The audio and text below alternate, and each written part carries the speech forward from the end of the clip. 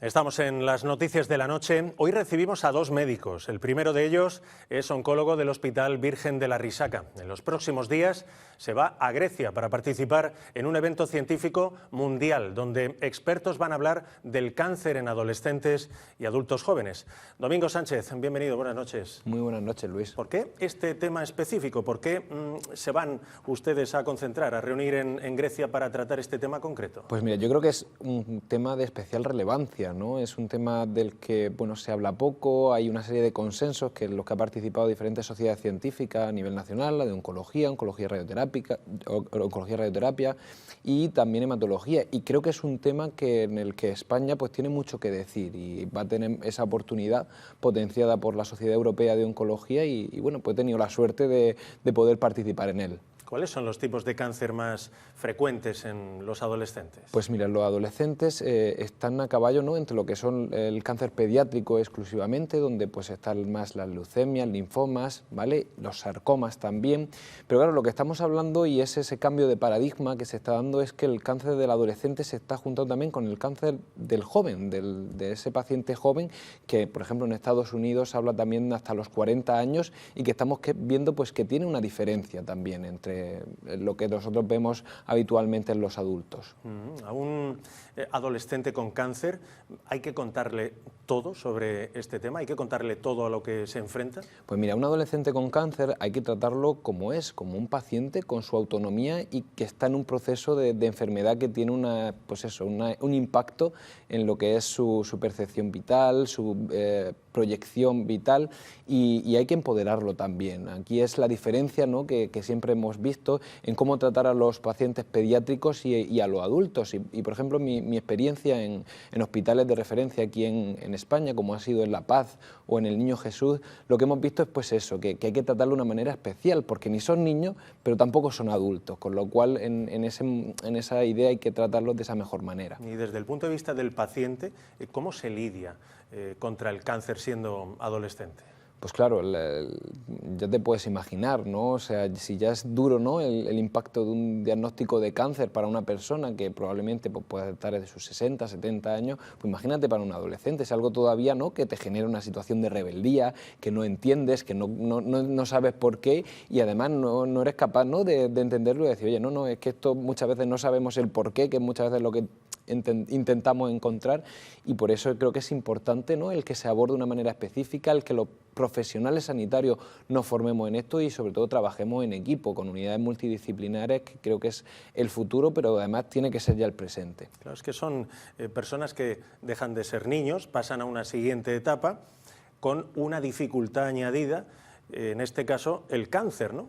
Correcto, o sea, es lo que tú dices, aparte de lo que es, ¿no?, esa adolescencia, esa etapa prepuberal, esa pubertad, pues se les suma un diagnóstico, pues como es un diagnóstico con cáncer. Entonces, bueno, pues ahí es donde tenemos que incidir, en cómo atenderlos de la mejor manera, en cómo ofrecer todo ese ambiente, pues ya no es solo el ejercicio de tratar esa patología, de ese tumor que estamos hablando, sino que hay que abordarlo pues desde el punto de vista psicológico, hay que tratar también en la esfera emocional, la esfera de la familia, la esfera sexual, hay un montón de esferas que deben ser tratadas dentro de ese abordaje en el cáncer del adolescente. Claro, los resultados del tratamiento será lo prioritario, lo fundamental, pero también, ya que hablamos de adolescentes, habrá que tener en cuenta efectos secundarios, seguro que les influyen desde el punto de vista anímico, como la caída del pelo, la delgadez, ¿no?, si pierden peso, incluso los problemas con los estudios, imagino. Totalmente, o sea, entendemos que eso, que es una disrupción brutal en lo que es la vida de una persona. Entonces, claro, hay que ayudar, ¿no?, desde el punto de vista no solo del sistema para que lo puedan llevar de la mejor manera, pues a través de, ¿no?, la escolarización en el hospital, el hecho también de tener esas redes de apoyo que son muy importantes, las asociaciones de pacientes, aquí en la región tenemos a FACMUR que hace una labor muy buena, pero claro, hay que darle, ¿no?, todo ese completo abordaje para que al final eso, podamos tener además lo que estamos viendo, que son supervivencias mayores que en otro tipo de cáncer, con lo cual hay que hacer esa especial inversión y luego también en el profesional, no es sencillo tratar a un paciente que puede ser tu hijo.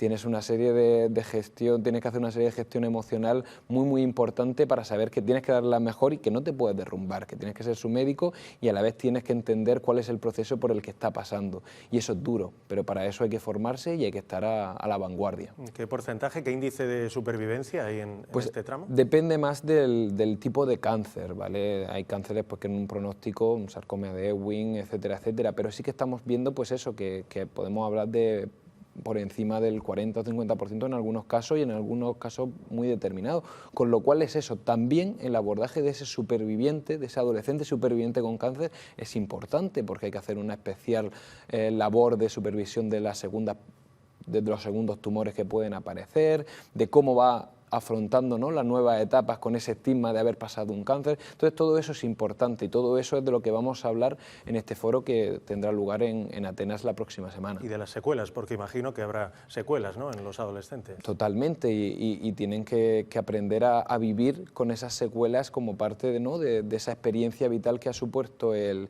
cáncer. Entonces, bueno, pues eso sí que es una realidad.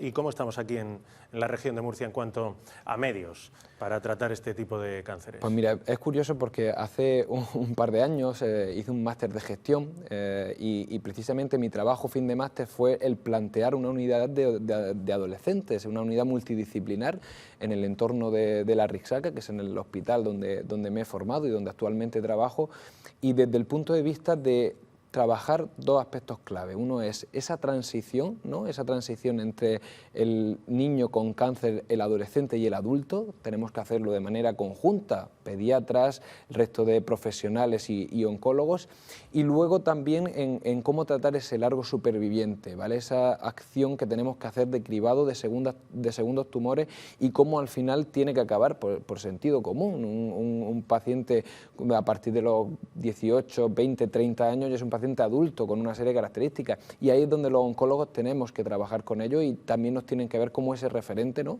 de profesional vinculado a su salud. Domingo Sánchez, que sea muy provechoso ese encuentro en Grecia. Hablamos a la vuelta, si le parece. Muchas gracias.